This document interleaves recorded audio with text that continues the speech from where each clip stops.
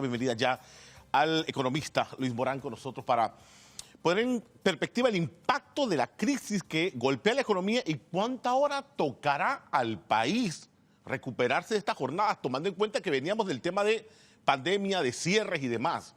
Gracias por acompañarnos y gracias por poner en contexto la situación que hoy nos ocupa, licenciado Morán. Buen día. Muy buenos días, Icar, para ti y todos los amigos televidentes. Me gustaría, en base a tu pregunta, poder definir esta crisis que está atravesando Panamá luego de la pandemia, donde ya sabíamos que la economía viene golpeada. Y ahora se suma, digamos, esta crisis que yo le denominaría una crisis de los problemas estructurales. Hay problemas de fondo que debemos corregir, que el diálogo es una buena alternativa para elevar el debate.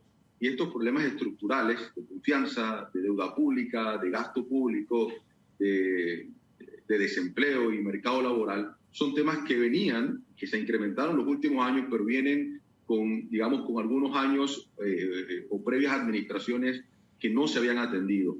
Ahora que tú me consultas el tema del costo o de esta crisis, de estas 2 semanas, es muy importante señalar que si comenzamos a cuantificar todo lo reportado por algunos gremios, como es, por ejemplo, Fedecámaras, el sector industrial, el sector agro, el sector logístico, pudiéramos estar cuantificando entre 500 a 800 millones de dólares. Y si sumamos, por ejemplo, algunas provincias más afectadas, el caso de Veraguas, el caso de Chiriquí, pudiéramos estar cercanos a los 1.000 millones de dólares. ¿Cuánto representa esto, Icar? Esto representa aproximadamente de 0.5, 0.8 a 1% del Producto Interno Bruto. 1% del Producto Interno Bruto es un monto significativamente alto y de seguro, te soy sincero, creo que me estoy quedando corto con esa proyección. ¿Por qué? Porque los cierres, inclusive lo estamos viendo en las imágenes, esta cadena humanitaria que necesita llegar con productos importantes para el desarrollo, para el crecimiento del país, debemos evaluarlo porque estamos definitivamente retrocediendo en términos de recuperación. Me gustaría a mí definir esta crisis, como te comentaba, con estos problemas, porque son importantes identificarlos para poder sentarnos en la mesa del diálogo, porque es la única opción, un diálogo abierto, transparente, con alta representatividad, donde podamos discutir estos temas de fondo que necesitan a lo mejor acciones inmediatas, sí, pero también van a requerir políticas públicas que sienten las bases del crecimiento de Panamá en los próximos años. A ver, políticas públicas, aquí se ha hecho hasta la saciedad del tema de políticas públicas. Y políticas públicas hemos dictado docencia que trasciendan gobiernos, o sea, políticas de Estado. Pero cuando se le entrevista a un ministro de Economía que justifica 2 años de pandemia de endeudamiento para dar liquidez al Estado panameño, pero cuando le preguntan las prioridades no las da, y nos encontramos con 44.000 millones de dólares de deuda pública, adicional a lo que estamos viendo de cierres y manifestaciones. ¿Cómo se interpreta esto, licenciado Morán? Así es, Icar. Fíjate, en el 2010 esa deuda pública andaba alrededor de los 10.000, 11.000 millones de dólares. Actualmente, 43.000 millones de dólares. Hay un incremento en los últimos años de 16.000 millones de dólares en deuda pública. Es como si nosotros hubiéramos tomado la deuda pública en el 2010 y la multiplicáramos por 4 a estos niveles actualmente. Hacemos muy poca política de Estado y tenemos un plan económico a lo mejor muy corto de 5 años y lo que hacemos de administración en administración a veces es cambiar ese plan. Por eso es que estos problemas estructurales debemos evaluarlos, tenemos que ponernos de acuerdo como país, investigar, utilizar los datos, analizar los sectores para ponernos de acuerdo y establecer estas políticas a largo plazo. Me gustaría, por ejemplo, citar algunas muy importantes. Sí. Tenemos el tema, por ejemplo, del agro específicamente. En las últimas encuestas laborales, más de 2.000 productores se han salido de la actividad y lo que se registra a través del índice mensual de actividad económica de mayo, se refleja que algunas actividades agropecuarias han disminuido su producción. Por ejemplo, sacrificio de ganado, carne vacuna, la carne de las aves o la carne de pollo. Estos productos que se incrementaron en la canasta básica familiar hoy tienen un riesgo de seguir incrementándose. Entonces, las soluciones a esta crisis no pueden ser cortas. Tenemos que apoyar al productor, mejorar esa oferta productiva, que esa producción llegue a los mercados comunitarios y provinciales, porque también hay un riesgo de incremento de la inflación que está relacionado con esa falta de la producción agropecuaria. Entonces, estas políticas, por ejemplo, de control de precios, que a lo mejor son muy a corto plazo, son muy inmediatas, no ayudan. Donde el punto, Ricardo, es que debemos analizar estos temas, ver la magnitud, por eso yo definía la crisis, una crisis de problemas estructurales, que van a requerir acciones inmediatas, sí, por eso el diálogo es fundamental, pero va a requerir políticas a largo plazo del futuro que nosotros queremos, y no solamente en el agro, porque podemos pasar en los otros temas que son relevantes. A ver, quedémonos en este punto y vamos a la realidad actual. El productor produce, no encuentra mercado, cierra las calles, viene el gobierno de turno, le compra la producción para venderla nuevamente. O sea, ¿es esta una política pública? Porque no es nuevo. Estamos viendo administración tras administración que cuando el productor no tiene el mercado para vender, termina el gobierno de turno comprándole la producción.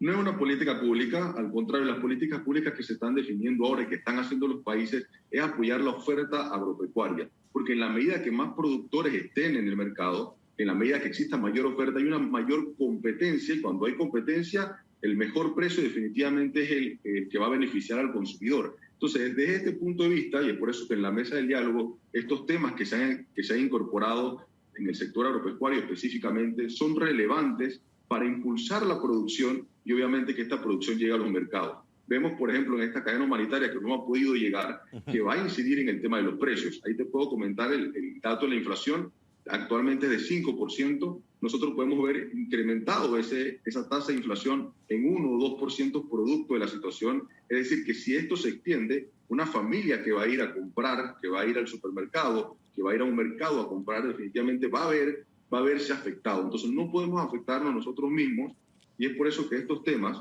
inclusive los otros temas que se han mencionado en la agenda, sí, el tema de la planilla del Estado, el tema, por ejemplo, del porcentaje de Producto Interno Bruto en educación, son fundamentales. Entonces, Ricardo, estos temas estructurales van a requerir políticas a largo plazo, van a requerir acción, compromiso de todas las partes, porque acá todos los agentes económicos tienen una responsabilidad sumamente importante. Que hoy se pierdan $1.000 millones en esta situación es grave. Si tú me preguntaras, por ejemplo, esos $1.000 millones que se pierden, ¿se pudieran compensar? Y la verdad es que no, porque la situación económica del país actualmente no puede compensar esos $1.000 millones. Hay un tema muy importante que se suma también a esa cartera, por decir así, de subsidios. Y es la última acción tomada por el Ejecutivo de congelar el precio del combustible, $3.25, que no deja de ser un subsidio y que al final no deja de ser pagado por todos los panameños. O sea, ¿hasta dónde se va a sostener este tema, tomando en consideración que hay otros temas, por lo menos el tema de control de precios, 10 productos más, para precisamente abaratar el costo de la vida? Esto como medida. Así es. Así es. Si yo incremento, por ejemplo, los subsidios, en el caso del combustible, estos 200 millones trimestrales, tendría que sumarlos, porque es un sacrificio fiscal, voy a tener que sumarlos a esos 800 millones o $1.000 millones de dólares que habíamos hablado que se pierde del Producto Interno Bruto. Entonces tenemos que ver la magnitud de los subsidios y el periodo que yo los voy a utilizar. Por eso definimos siempre los subsidios como temporales, por un tiempo, mientras yo creo soluciones, mientras yo creo un contexto, una plataforma para mejorar. En el tema, por ejemplo, del combustible, sabemos que debemos buscar otras alternativas, porque el precio del petróleo a lo mejor se mantenga con una tendencia a la baja, pero puede incrementarse. ¿Cuál es el tema también de los otros subsidios? Y eso debemos tener mucho cuidado con las medidas que salgamos de hoy en adelante, porque la idea es salir de la crisis y no incrementarla o quedarnos sumergidos en ella. Un dato muy interesante, los subsidios que antes representaban 400 o 900 millones de dólares para el Estado, hoy representan 2.300 millones de dólares. Para que tengamos una magnitud, es como si construyéramos una línea del metro adicional. Estos 2.300 millones de dólares de subsidios actuales, tenemos que ver que es un compromiso que ya adquiere el Estado y que representan más del 30% de los ingresos corrientes. Es decir, de lo que entra va a subsidios y no genera las capacidades productivas. Entonces, es muy importante, Icar, que los subsidios sean bien focalizados, sean temporales, con un objetivo y una meta concreta. Si yo voy a subsidiar, es para poder lograr mejorar capacidades y que ese sector posteriormente pueda por sí solo. Los subsidios no pueden ser permanentes y el peligro es que ya representan una carga financiera muy relevante para el país. A ver, no quiero terminar esta conexión, licenciado Morán, sin rápidamente escuchar su análisis, porque lo decía al comienzo, o sea, 2 años de la pandemia, todo lo que ha generado la pandemia, ahora estas explosiones sociales de cierres y demás, y 3 semanas prácticamente sin tocar el tema educativo. ¿Cuánto nos va a tardar como Estado recuperarnos? No podemos retroceder, Karen. Algo muy interesante. De la pandemia, Panamá es uno de los países que no se ha recuperado a la fecha. Somos uno de los pocos. Hay países que han recuperado sus niveles.